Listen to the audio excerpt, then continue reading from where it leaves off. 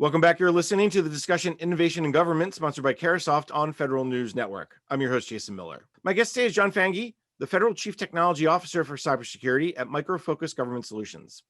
John, before break, we were talking a lot about some of the big challenges, the data, the idea of insider threats, but also privileged access management, open source scanning, and all the challenges that agencies face. At the same time, over the last 15, 20 years, we've seen a lot of tools. You talked about TIC. We know about the Continuous Diagnostics and Mitigation, or CDM program.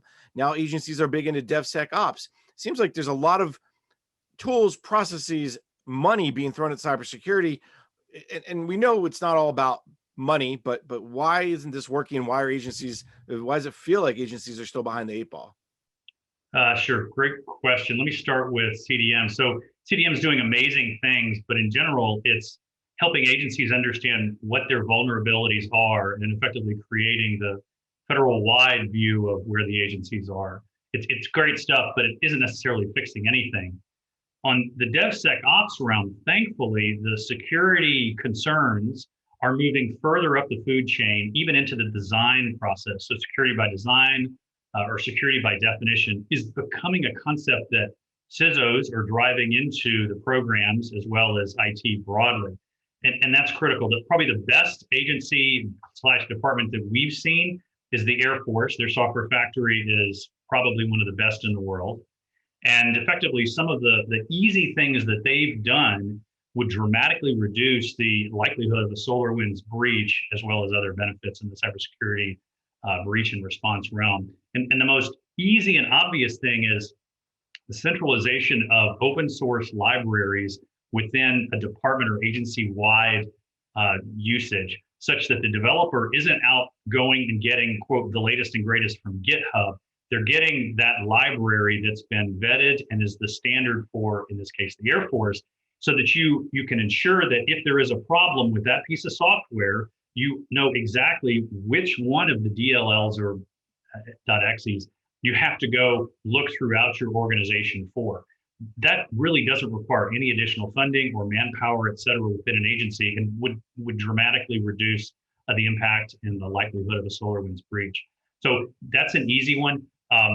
There's some other subtleties which, interestingly enough, the cloud movement is going to help with, such that agencies can require that the builds, the CI/CD builds, and all the other activities actually occur in the cloud on a standard instance, rather than allowing developers to do those compiles and those scans on their own machine. If their machine was compromised, there's a breach possibility there. If you're doing it in the cloud, at least you've centralized everything. It's, if you will, one instance to pay attention to. So those are easy things that we are trying to get agencies to look harder at and implement. With regard to TIC 3.0, it is going to be a slow implementation, just because these are fairly significant networking EIS type programs. But that's the target. That's really what agencies, CISOs, everyone in IT leadership, as well as program managers, who have the ultimate, I think, concern and responsibility for any of that PII or citizen or HIPAA related data. It's one of the things we hear a lot about is trying to shifting to the left, understanding where the security holes are. And that's the big push for DevSecOps. CDM is really has been a really interesting tool as well that can help agencies really understand what they have. The combination of those two things seems to be kind of pushing agencies in the right direction. Do you get a sense that based on what your customers are saying, that they're understanding, let's shift it left, let's understand what we have, let's add, if you're not, I don't want to say more security, but let's do a better job of security? Yes. I mean, there's obviously a lot of money, concern, energy being put behind that. I'd say two additional considerations that we try to help agencies understand is that your agency is probably being attacked just like every other agency, perhaps throughout government, but certainly within your side, civilian defense or intel. So having some capability, enclave-based information sharing for not only incidents, but remediation is critical. And there have been procurements for those types of tools that have begun to show up in the DoD realm, but it's very early stages. And unfortunately, it just puts those agencies, CISOs and CIO and program managers, on their own little island. If you had an enclave-based capability to share that incident information, perhaps just within federal, perhaps just within DoD or within a particular civilian department. Each one of those capabilities to see what's happening in the other agencies or other departments would be a massive force multiplier. And that's going to become very critical for departments and agencies because, as we saw in the SolarWinds breach, there was initial identification and wariness about certain behaviors, but there was no ability within federal to get that securely out to the right people in federal for them to take a look and become part of analyzing and solving that problem faster. One of the things that CDM was supposed to do, and I think it's done a fairly good job, is create these dashboards where agencies can see what's happening on their network, share that information with CISA. CISA then can see it from the government-wide perspective, and then send out some sort of alert. And I think that's why we're seeing these emergency directives.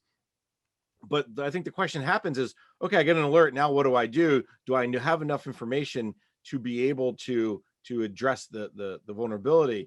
And I think that's why there's this big push as well for DevSecOps, because if you can address it on the front end versus, oh, it's in my network, I'm late on it. Walk me through a little bit about that. First, let's start with CDM. Do you get a sense that it's having the impact it should be having, or is it? I'll use the hackneyed term that just another tool in the toolbox. Well, it gives fantastic visibility to CISA and other organizations around federal that need to understand that.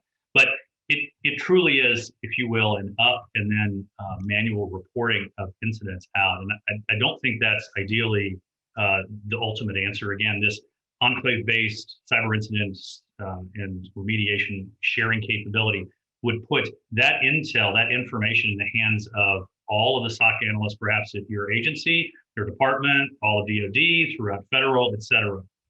And I know CISA is also working on some security operations center as a service. There's a lot going on, I think, in that same viewpoint, which is let's get the information out more quickly to the people who need it the most. When we talk about the SolarWinds breach, like we have been, the feeling is was a big one, but not necessarily the only one, and it's not so unusual. Supply chain attacks, as I said in my opening, are going to be increasing. What's your thoughts around whether or not this is something that was new to government or just something that was so big that's why we heard about it? Well, it's the latest big, but the other bigs in the past were, most notably the OPM breach in 2015, where over 21 million records of people, federal employees and contractors, security clearance applications, including mine, probably many other people who are listening to this, was compromised, including all the foreign nationals that I happen to know, plus their contact information. And that's a perfect example where the information got stolen. And those big events do happen in federal every 2 to 3 years. But ultimately, that data then becomes this gold mine. And if we can reduce the value of that data through format preserving encryption, agencies can dramatically reduce, almost down to zero, the value of that data being exfiltrated. With regard to, is it just a federal problem? No, it's not. And I think the federal government, for the first time, perhaps broadly, because of the SolarWinds breach, realizes that they're using commercial products just like every other company in America. They're just as exposed because of that.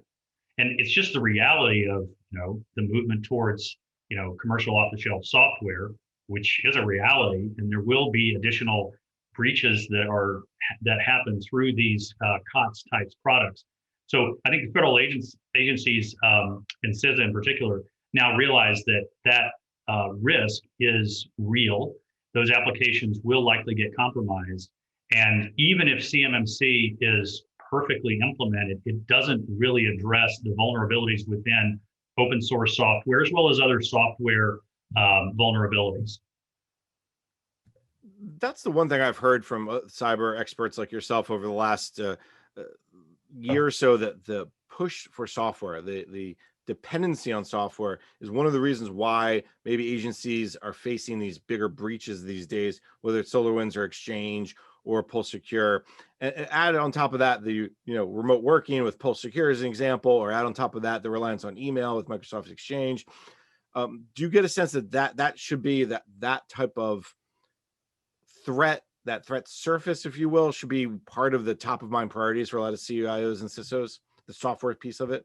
So it's a great question. And, once upon a time, not too long ago, perhaps 5 or 7 years ago, the focus was completely on the perimeter and perimeter-based security, beginning with TIC 1.0 and now TIC 2.0, et cetera.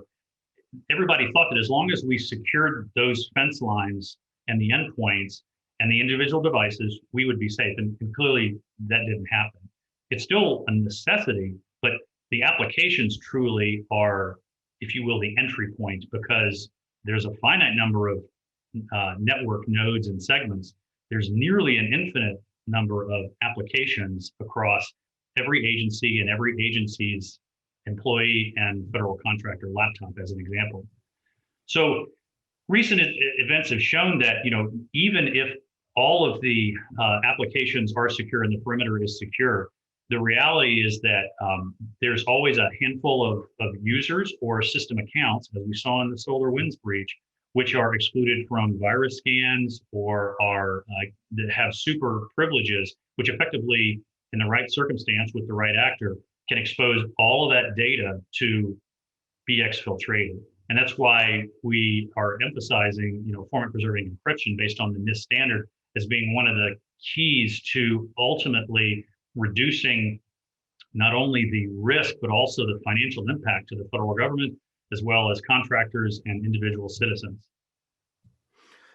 John, you give us a ton to think about. There's a lot of good work happening. Unfortunately, we're out of time, so we'll have to have this conversation again later on. But first, let me thank my guest. John Fanghi is the Federal Chief Technology Officer for Cybersecurity at Micro Focus Government Solutions. John, thank you so much for the time today. Thank you. I'm Jason Miller, and you've been listening to the discussion Innovation in Government, sponsored by Carahsoft on Federal News Network. For more on this discussion, visit federalnewsnetwork.com and search innovation.